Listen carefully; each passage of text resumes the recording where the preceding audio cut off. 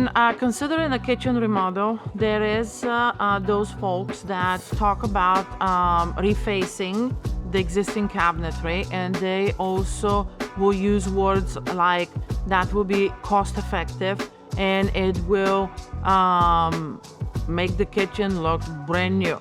Nah, let's talk about this. One thing that you need to know though is intent. Intent to reface because it will help you sell the home and you're gonna get more value and then you out. Refacing because you have 3 more years in college for your kids and then you wanna go and do the full, I will call it the true kitchen remodel, and that's okay as well.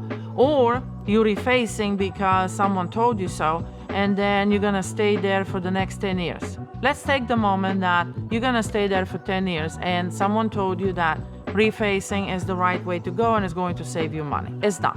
Today, sure. Next year, as soon as next year, no. Why am I saying that? First of all, that layout is dated. I'm talking about a home, let's say, that was built in 1990, even 2000. At this point, it's 25-year-old. What was okay back then is not okay anymore today. Layouts has changed due to technology, due to change in appliances perspective, appliances requirement, appliances must have, right? So all that changed the thinking of what a functional kitchen should be today. I go in kitchens all the time, and I hate to tell you that, but the older kitchens really are nowhere close to what we believe today is a functional kitchen. Not talking to you about colors, talking to you about functions.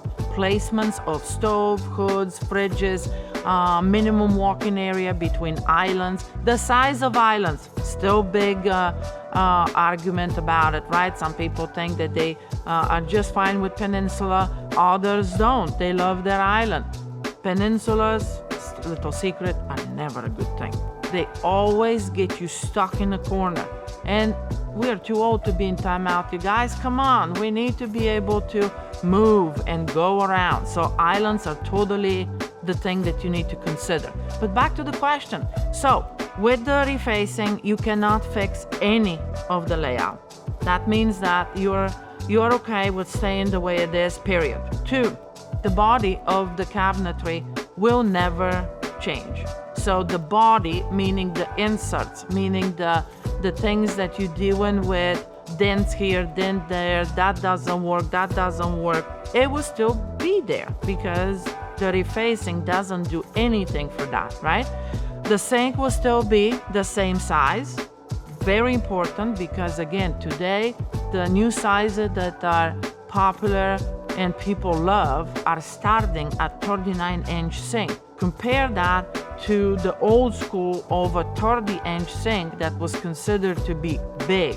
It doesn't matter if it is 1 compartment or 2 compartments, right? We are talking about the sink base cut out that needs to be in the cabinet. So I can fix that if you keep your cabinetry. I cannot fix where your dishwasher is. Most of the time they're into a corner or they're angled, and as soon as you put the door down, the workflow is gone, it's non-existent. I can fix it if you do refacing. So refacing is only a quick way to feel good with an expiration date. So back to what's the mean, what's the realistic goal, and this is what I'm gonna do. Ultimately, whatever you decide, I'm good with that. But you need to know why you decided it. And prepare your expectations based on your decision, the goal, and the money you spend.